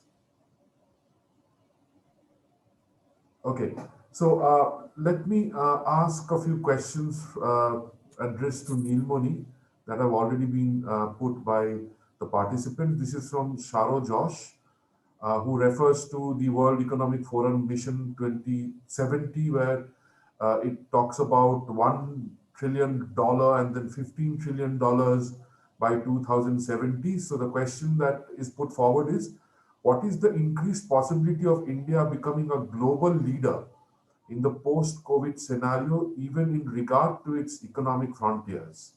How would you respond to that? Yeah, thanks, Saru, for asking this question. As I told that this COVID-19 did not break down our backbone. We are still able to stand. We are still able to walk. So the sectors where we have seen a little negative growth, like agriculture, like sectors in terms of pharmaceuticals, like telecommunication.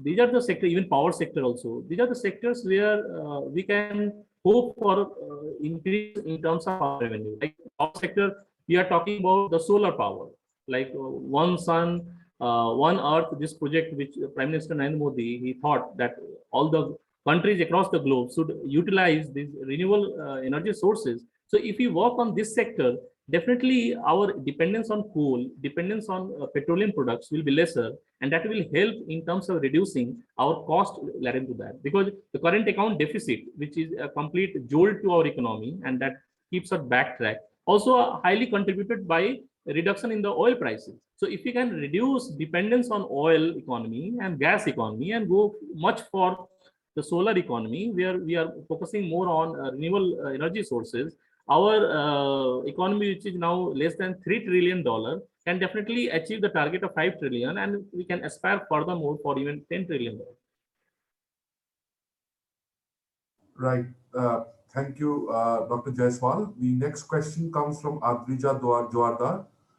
In case of agricultural sector, although we can see that particularly COVID-19 has not impacted that sector, but since 2015-16 onwards, there has been remarkably lower production of both food grains and cash crops, as well as per capita yield.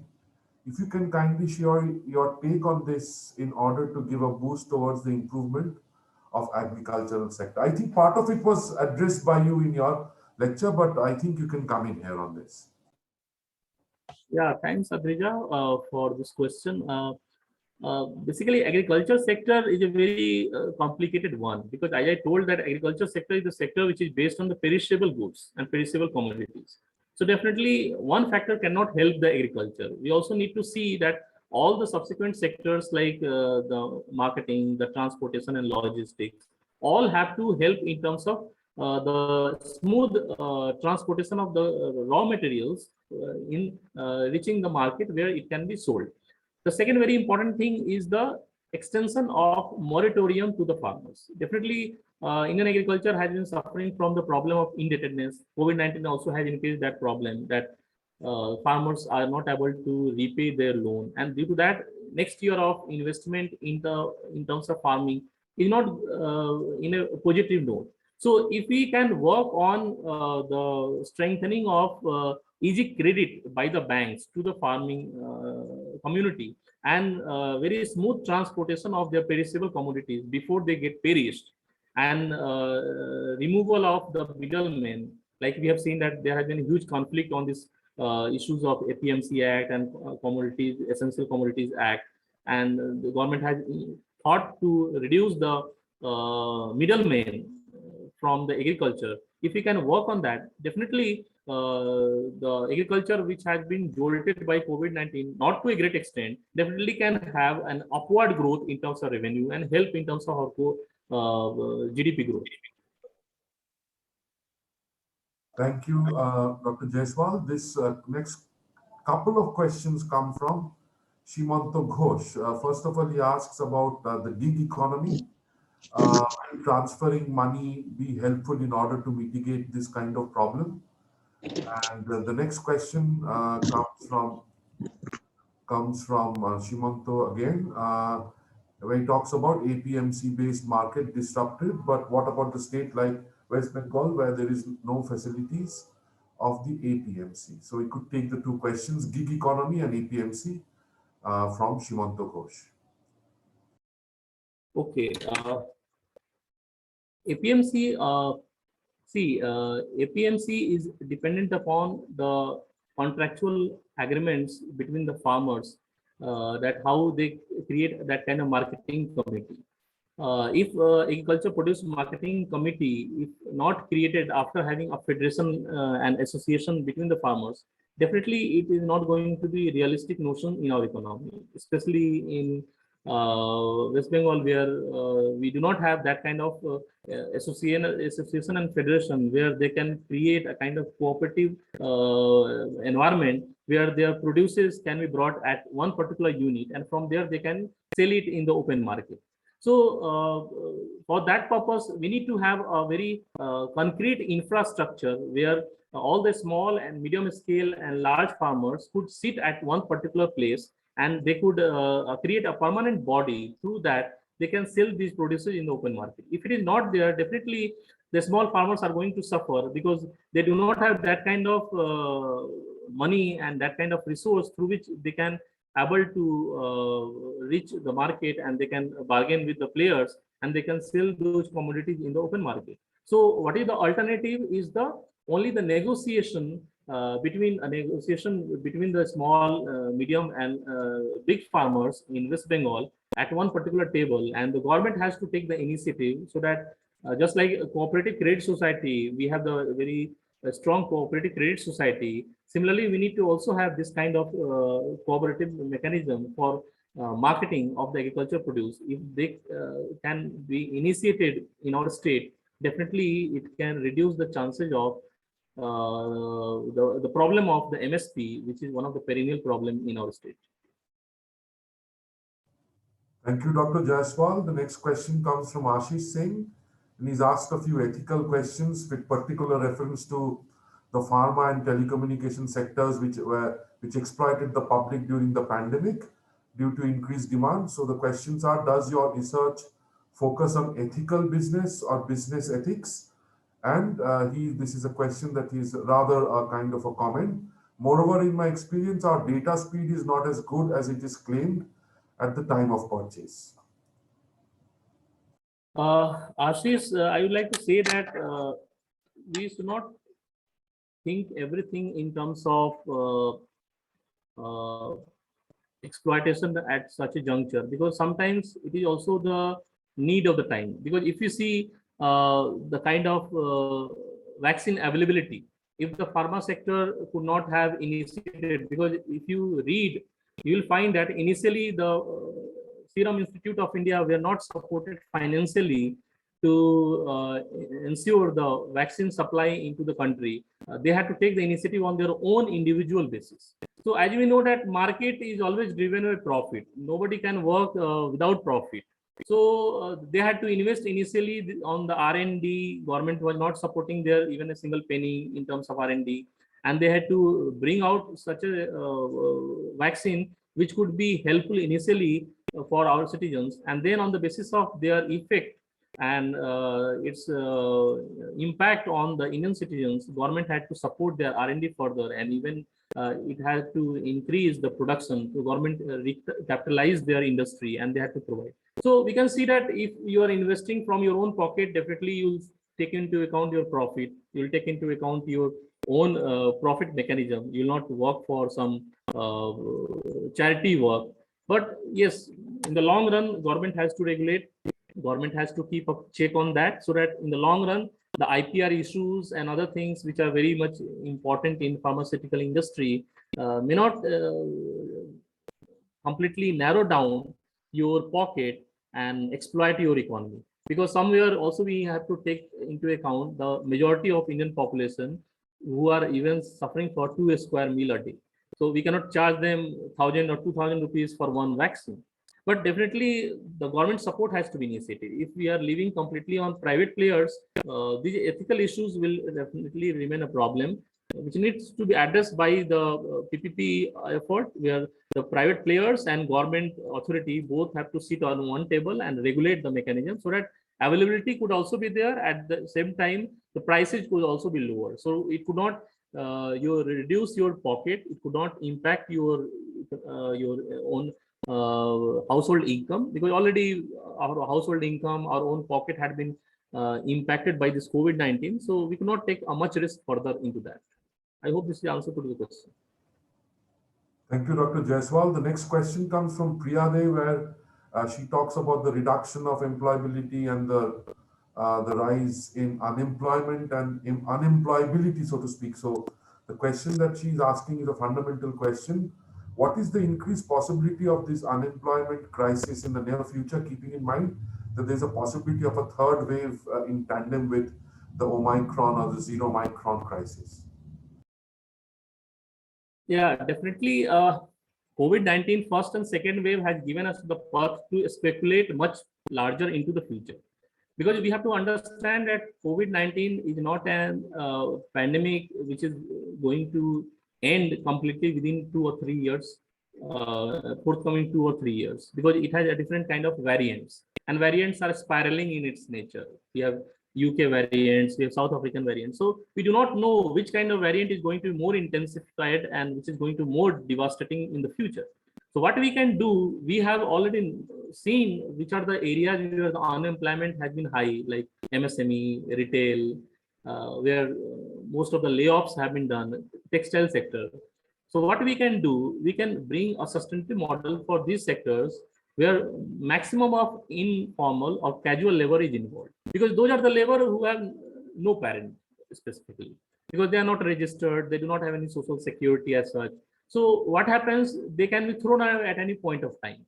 So first we need to have a data bank, we need to have database. We can know that how many casual laborers are involved in how many industries, in how many places, and what are the rate of attrition in those industries, and then how we can absorb back them within some gap, maybe during the period of future course of lockdown or future course of uncertainty, how we can again assume them into some other industry, or we can also we can take them, maybe their involvement in some other sectors, so that their backlog may not be the permanent.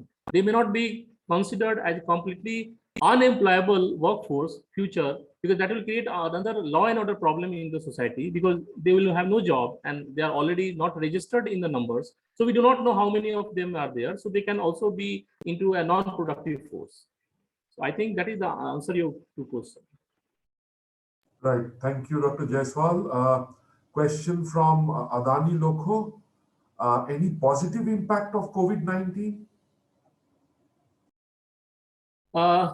Adani, if you ask me personally, the positive impact is our interaction at this point of time. We are interacting with you on this platform because of this COVID. Otherwise, we had been in the conference hall where we may not be able to adjust more than maybe 100 people. if it is small, but today we can adjust even more than 500 people. So this is the benefit which I have seen, especially in education sector, as I highlighted. We can connect with experts globally, where it was very difficult earlier to reach and get the time. In their own free time, in their own free space, we can interact with them, we can get their inputs, we can share the inputs, and also we can connect with the students all across the globe.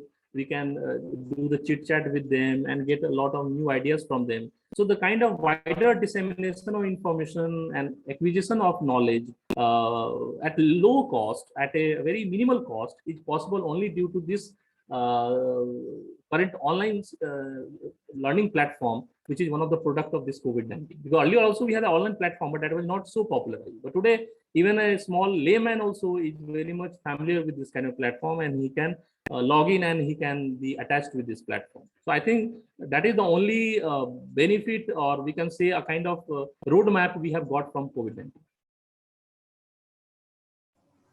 Thank you, Dr. Jaysawal. A question from Apurv Sharad. Post-COVID, various sectors like coal sectors have been opened for private players, national monetization pipeline, etc. What impacts do we see of such reforms? Coal sector, definitely, these are the sectors where we have to move from, because we cannot depend upon coal sector infinitely, because coal is going to end after some point of time, and that is also one of the sector which adds to the pollution and adds to the climate change. So definitely we cannot stick to the coal for a longer period of time. Again, in terms of coal, we can see that there has been a lot of revenue fall because of a lot of corrupt practices and also less regulatory mechanism. So coal has not been a sustaining revenue model. It has not been giving a much profit to Indian economy. So if we have to move back from coal, I think not due to this COVID-19, but also our target of improving our economy and getting the trajectory of trillions in economy, we need to move away from the coal and go to more renewable energy sources, and we have to adopt that one. As far as the monetization scheme is concerned, definitely the debt-ridden and those sectors which are having a lot of debts and revenue losses, definitely they have to monetize, because if you do not monetize on them, what will happen? Our taxpayers' money will only go to sustainable. Like if you can see the example of Air India.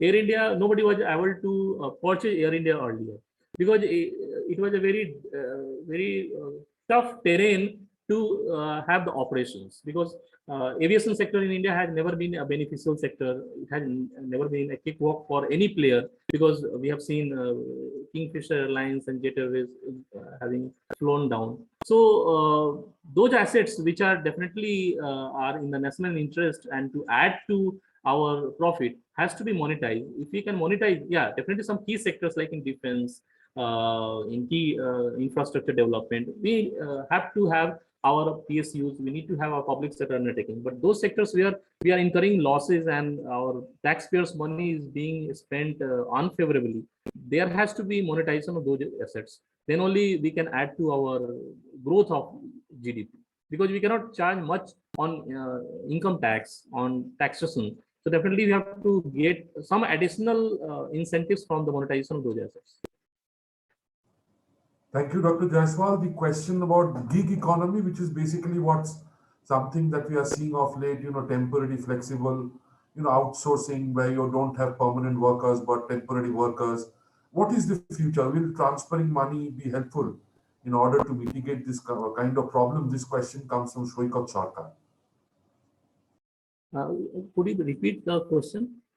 The question is with reference to gig economy. Gig economy is an economy where, as you are, I'm sure you're aware of, you don't employ full time.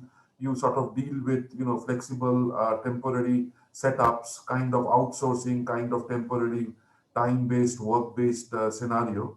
Do you think that is the future? Because this is something that we have seen during the COVID-19 lockdown, where you are, getting rid of full-time workforce and you are sort of making do with part-timers and freelancers. Is this the future? We cannot say that this is the part of economy which can replace the current economy, because definitely it is having some flexibility as well as certain limitations also, because we cannot ensure the full-fledged involvement of that human resource of this economy for our growth in a very permanent manner. But definitely it can assist in terms of supplementary manner in parallelly to run our economy, because somewhere the freelancing, somewhere the job in a part-time basis can also assist in addition to our full-time work, where the physical availability of resources are required. Another very important thing in terms of education sector, this economy is having some positive note, because in education sector, where we are moving towards the online teaching learning process, and where we are not bound by the physical space. So there, the freelancing and this kind of human resource can be quite helpful in terms of leveraging this process of only physical attendance-based economy. Because earlier we were focusing on physical attendance and physical space, but now we are moving towards the flexible work schedules. So the flexible work schedules are there. Definitely, it's going to cater to multiple level of participants, multiple level of the beneficiaries at their own go. So we do not have any kind of limitations of time and limitations of space. So especially in terms of technology, especially in terms of human resource, this economy has a bright future. Right. Thank you, Dr. Jaysawal. The next question comes from Dr. Shukumar Pal. He's asking how can Atmanirbhar Bharat vision be part of the post-COVID-19 India? So Kumar, the Atmanirbhar Bharat mission, definitely it is a good response to our less dependence on global economy, because we know that India has always been dependent upon the global economy. Especially we are dependent on Chinese economy on basis of the imports of raw materials. Despite the Prime Minister Narendra Modi's effort to block various apps, Chinese apps earlier, we were not able to even completely get 100% outcome in that, because somewhere we are lagging behind. So the Atmanirbhar Bharat is one of the good response to that, because through Atmanirbhar Bharat, if we can work on multiple sectors, like in terms of IT, in terms of our pharmaceuticals, in terms of communications, in terms of real estate and others, where Chinese economy, China has been prospering, we can have a good response to them that no, we Indians can also generate these resources indigenously within our economy. We do not need to depend upon them. So any kind of law and order problem or border problem with them may not have to compromise at the cost of economy. So this Atmanirbhar Bharat is a very good concept. If we really work on that, and the most important thing, if we really make our workforce skillful, make our education system very robust, and on the lines of global education system, where IPR issues, intellectual property issues are well dealt with, we are not on copy and paste situation. So we can definitely have our self-sufficient trillion economy, and we can even surpass the Chinese. Right. Thank you, Dr. Jaysawal. I can see that there are no more questions on the chat box, but taking the prerogative of the discussion, may I just ask, was the budget of the Indian Army or the Defense Force in any way impacted by COVID-19? If you see Madam Nirmala Sitharaman's budget speech, and if you see her allocation, we can find that in terms of defense procurement, they have reduced the budget only in terms of imports, because some of the light combat aircraft, now DRDO is thinking to make it. You can see that Tejas is one of the wonderful example. It is successful plane. Even the missiles also DRDA had launched recently.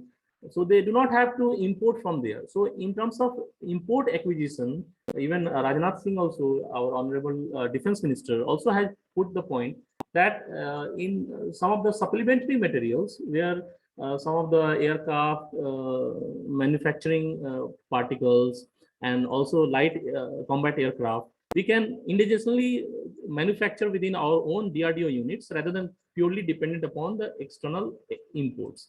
But whereas like Jaguars, Rafale, if we see, definitely we have to depend upon the imports because we have the problems from Chinese, we have the problems from Pakistan. We cannot within a very short period of time manufacture that amount. Like we imported nearly 43 combat Rafale aircraft from France. So that cannot be manufactured within a very short period of time out at the same technological level within the DRDO unit. So we have to definitely depend upon that kind of budget. So in terms of import, the budget has been reduced due to the COVID-19, but in terms of some of the acquisitions and operational cost, definitely the national security and border security is the utmost priority. So that it's not very pertinent and very crucial decision to reduce the expenditure on that, because that will definitely have some compromise on the national security. Thank you, Dr. Jaysawal. So that brings us almost towards the end of this session. It's been absolutely to the minute 2 hours since we have begun. So if we could kindly request our registrar, Lieutenant Colonel Ashish Agarwal, if he would be willing to give us the words of thanks.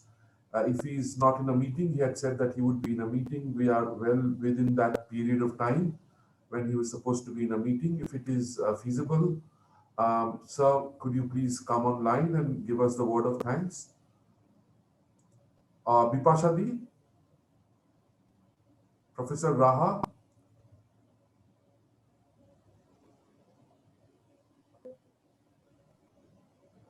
Right. So, Sudhir, am I audible? yes, you are audible, ma'am. Okay, I don't have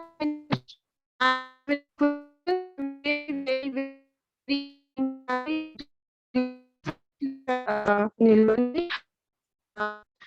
You really have been really very detailed analysis you have presented with full of data, and I'm very happy with this.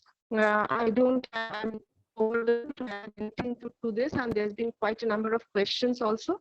So it's been a very long and detailed lecture. Thank you, Neelmani. Sudhir, please offer a final word. Thank you, Professor Raha, for those 3 words of thanks, if I may be allowed to use that term. So that brings us to the end of this wonderful and detailed and very interactive lecture. So our words of thanks officially go to primarily the Honorable Vice Chancellor, Professor Bidut Chakraborty, who had asked this of the particular team led by mentor Professor Bipasha Raha way back in, I think, October or November 2020. And we began our journey from the first month of 2021. So January 2021 was the first lecture, and next month we are going to celebrate 1 year of Dialogic Visva-Bharati Young Scholars lecture series. So thank you, sir, for being part of this rolling the ball scenario. So second of all, we would like to thank, of course, our speaker, Dr. Neelmani Jaysawal, Assistant Professor of the Department of Social Work, Palli Sangatana Vibhag Visva-Bharati, for being with us. Thank you, Neelmani. We would like to thank the library, the Central Library, for web hosting, in particular, Dr. Ajay Sharma, for being responsible for putting up the poster and the link. And of course, Dr. Arpan Mukherjee, our in-house artist. In fact, the other day, we were saying that Arpan has already built up quite a big portfolio and repertoire of the posters, which are very artistic, which are interestingly done. In fact, the last couple of posters are one of his best posters ever. Maybe we'll ask Arpan to come down later next year to actually talk about the process of producing these posters. So thank you, Arpan, once again. I would like to thank our mentor, Professor Bipasha Raha, for being the guiding force behind this. And I would also take this opportunity to thank the rest of our team who's been working behind this almost 1 year of successful programs. I was under the impression, Bipashadi, that this was the 11th lecture, not the 10th. No, I think Okay, it's the we'll 10th. do a checking, rough checking later. Okay, so it's either 10th the or 10th or the 11th, right? So thank you for being with us, and season's greetings in advance of Christmas and New Year's, and we'll again meet sometime in the first half of January 2022 with another session of Dialogic. Hopefully that will be our annual anniversary, so to speak. So please be with us, and we'll of course let you all know through the usual channels of communication. So do take care, and thank you once again for being with us. It was a pleasure. Thank you. Good night. Thank you, Sudhir, Thank you, and Shudev. all participants. Thank you, thank you. So, Ajay, if you could please bring this recording to an end. Thank you. Yeah. Okay, Sudhir.